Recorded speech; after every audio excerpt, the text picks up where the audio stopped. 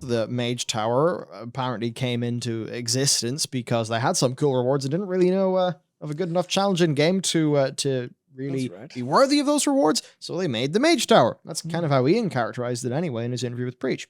So the Mage Tower was a very well regarded feature during Legion. I'm frustrated that it caught me at a time where I was guildless, and therefore, sort of the top progress wasn't really in the cards. And maybe that's part of why I'd be very excited about the idea of it coming back. Now, why do we say Mage Tower returning in 9.1.5? Question mark, exclamation mark. Well, question mark because there is reason to believe it could be, an exclamation mark because, damn, wouldn't that be pretty exciting? And this is basically what's happened. In the most recent round of data mining in the patch 9.1.5 PTR files, Wowhead have not only come across teleport spells that seemingly relate to the Mage Tower, but also have discovered that several Mage Tower spells have received tuning. Now, I just have to ask you, why would they tune these spells if this was not going to be a part of Legion Time Walking? Right? I mean, I don't think that's an absurd way to think. This is clearly been fiddled about with. So here's the teleports spells to, the God Queen, Twisting Nether, Imp Mother's Den, Healing Scenario Free, Jewel Boss Scenario Free, and LFG Dungeon. So a few of these, of course, are teleport spells to, to the Mage Tower bosses. Of course, and they would have to be new spells if they don't want to get people to go back to the Broken Shore, or if they want people to not have to farm nether shards for it. So that could be it. Maybe. Possibly. Maybe. I'm just saying the way it says free for those two. I'm like, because nether shards are a pretty annoying problem for the end of that. Yeah, and then here's the other interesting thing. Spell tuning. According to Wowhead, a bunch of Mage Tower spells were nerfed by the same flat amount of 45% in the most recent 9.1.5 PTR build compared to the flat 55% tuning nerf that was applied to the Legion dungeon spells. Now, what I would say to you is, don't read that and think that they've scaled it up to max level and then half the difficulty such that it will be a cakewalk relative to Legion. It is likely that once you apply whatever their tuning algorithm is to this content, and I actually think there might be a good reason behind this, you apply whatever scale something from back then up to current level 60 content, and then maybe you find that this shit's all just way too hard, like basically impossible. And I think many of us remember the soloing experience of Legion content at the very start of Shadowlands, where during Shadowlands beta and initial Shadowlands launch, the scaling of, if you just wanted to go and farm out some Legion stuff for transmog, you would actually find that at the very start of Shadowlands, at least the memory serves, I'm 99% sure anyway, at the start of Shadowlands, it was harder than it was at the end of BFA. Because I remember doing that video, I think, in and around the end of BFA. Then I hopped in to see what it was like on Legion beta, and it was actually harder, even though I was 10 levels higher. And I think it was a little bit like that at live initially. Now, that could suggest that when you just do their regular form of scaling content difficulty up, that whenever you do that, it does not arrive at a number that is good for gameplay in Shadowlands, which could explain this. And another, I think, thing that would support that is, they did a flat 55% tuning nerf to the Legion dungeon spells.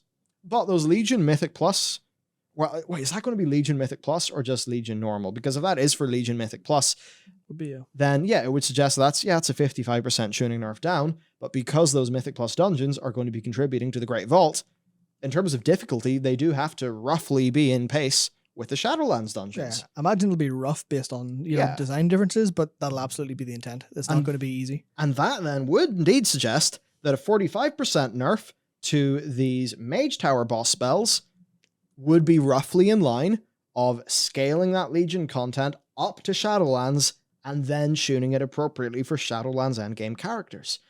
And there's lots of reasons why those differences could happen. You've got to remember, we're not wearing 2 Legion Legos. Could you wear 2 Legion Legos when Mage Tower came out? Was that the patch that did that, or was it the follow-up patch? It was the follow-up. Yeah, okay. So, there's maybe the Legion Legos are a bit more powerful in some cases than the BFA ones, or the Shadowlands ones, not 100% sure. But also, I believe they are. Fairly sure. But you also, of course, had, at this point in time, concordance of Legion Fall, or whatever it was called, the end artifact trait that was on your artifact weapon, that would eventually be responsible for a lot of people's damage. That came in patch 9 or 7.2. And of course, you had all of your artifact traits, which, did those artifact traits end up being more player power than the equivalent Shadowlands systems?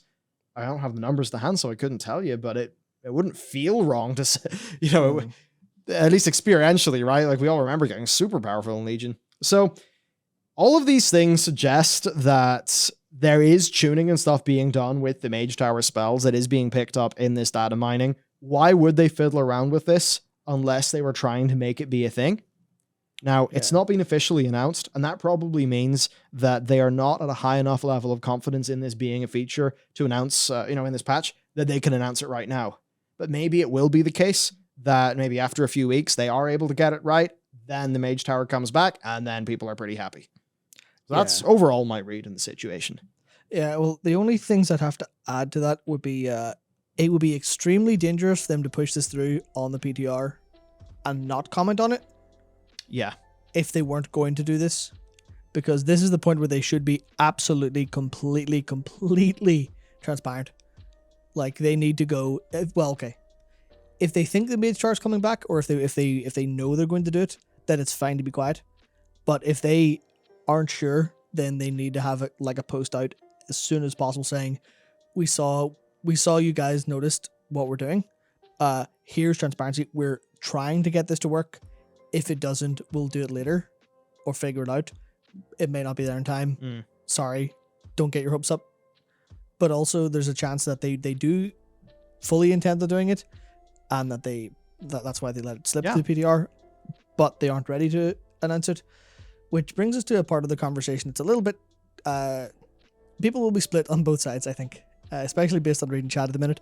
But yeah, like chat split, and compared to our normal live streams, this one's like definitely got a higher ratio of dislikes. Yep. So one of the most important parts of the Mage Tower was obviously the rewards. That's why it happened in the first place, apparently. But it's the artifact weapon appearances. So I personally think they're holding off to announce it until they know what they're doing there, because I think that's probably a pretty major concern. Because they can't bring back the artifact appearances as they were. Are they maybe working on new artifact appearances? They won't fit into the Legion artifact appearance like UI window or anything, but they will, they could just make them available as separate transmogs. So they could be waiting to announce until they've got that. They could be waiting to announce until they've got all of the armor sets fully ready to go. But that leads us to a conversation of, should they bring back the artifact appearances as they were to bring people back? Nope. No, they shouldn't. They said that those appearances were a time limited thing, and they have to stick by that. That's it. I don't think there's any other option here. Now, maybe if they're going to add a new tint, not a new appearance, but a new tint of that appearance, they can maybe do that, and then you'd always know that if somebody had the original tint, that they did it at that point in time. But even that, some could argue, would cheapen it.